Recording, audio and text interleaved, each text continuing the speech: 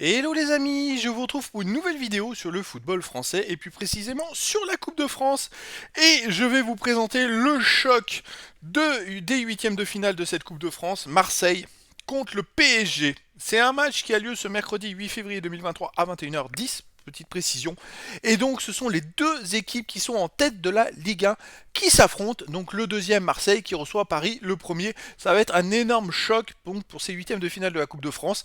Et donc je vais revenir sur le classement des deux équipes avec leurs stats en championnat. On verra les meilleurs buteurs et les meilleurs passeurs de ces deux équipes, les 10 derniers résultats pour voir la forme du moment, et on verra aussi les compos d'équipes probables possibles avec les tactiques qui nous permettra d'avoir une tendance sur cette rencontre. Mais donc Marseille est deuxième de Ligue 1 avec 46 points en 22 matchs, 14 victoires, 4 nuls, 4 défaites, 43 buts pour 20 contre, plus 23 de goal average.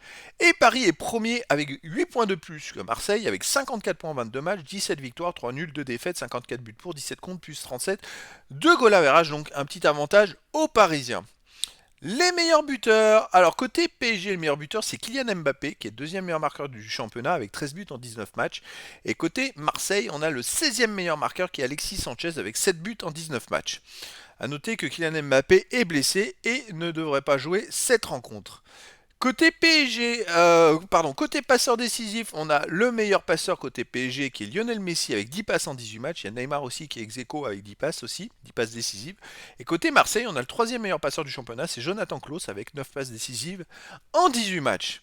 Donc déjà, ça cible bien. On a deux équipes qui marquent beaucoup de buts, l'une et l'autre. Donc ça va être très intéressant.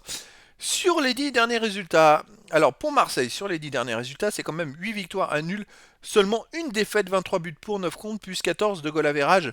Marseille, ce sont 10 derniers matchs, des résultats formidables, sauf la dernière journée où ils viennent de perdre 3 buts à 1 à domicile contre Nice. Alors, sinon, les 9 autres matchs, ils n'avaient pas perdu. Ils enchaînent victoire sur victoire, sauf contre Monaco, ils ont fait match nul à la maison.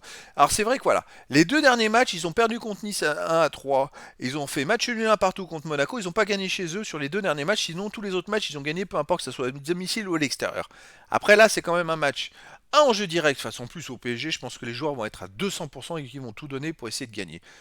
Paris de son côté sur les 10 derniers matchs, c'est 7 victoires, 1 nul, 2 défaites, 26 buts pour, 13 contre, plus 13 de goal average. Donc c'est légèrement moins bien que Marseille, comme on peut le constater. La différence près, c'est que Paris n'a pas perdu depuis le match de la 19e journée, le 15 janvier, à Rennes, 1 but à 0. Et depuis, ils ont enchaîné les victoires plus ou moins bien, plus ou moins mal, mais ils n'ont pas enchaîné trop de mauvais résultats. Ils viennent de battre Toulouse 2-1, ils avaient gagné 3-1 à Montpellier. Contre 1, ils avaient fait un partout à la maison.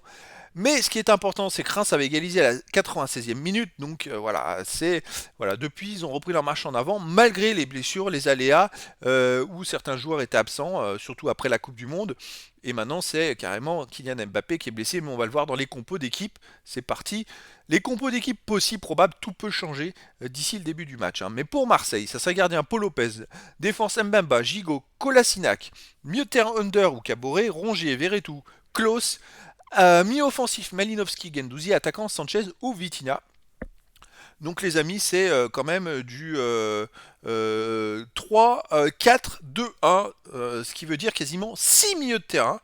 Ça devrait être quelque chose qui va être intéressant, la bataille du milieu de terrain entre ces deux équipes. Pour le PSG, gardien Donnarumma, défense Hakimi, Marquinhos, Danilo Pereira, Nuno Mendes, milieu de terrain Ruiz, Verratti, Zahir Emery. Mi-offensif, Vitinha, attaquant Messi ou Neymar, et entre parenthèses, Messi, Neymar par contre, ou Ekitiquier. Pardon. Voilà, donc là, ça serait par tactique 4, du 4, 3, 1-2. Voilà, donc 4-3-1-2. Je ne sais pas ce que ça va donner au milieu de terrain. Mais en tout cas, Marseille va vraiment essayer de gagner la bataille du milieu de terrain. Je pense que là, ça peut jouer là. Cette rencontre peut se jouer vraiment au milieu de terrain. Et puis, ça va être intéressant de voir est-ce que Paris va être capable de faire quelque chose sans Mbappé. Et Marseille, là, ils vont être tous à 200%. Est-ce qu'ils vont être capables de se ressaisir après les deux derniers matchs à domicile qui sont un peu moins bons, même si ils enchaînent plein de bons résultats. Donc les amis, je vous donne rendez-vous ce mercredi 8 février 2023 à 21h10 pour le match des huitièmes de finale de la Coupe de France. L'énorme choc. Marseille reçoit le PSG. Voilà les amis, je vous dis à très bientôt pour une nouvelle vidéo.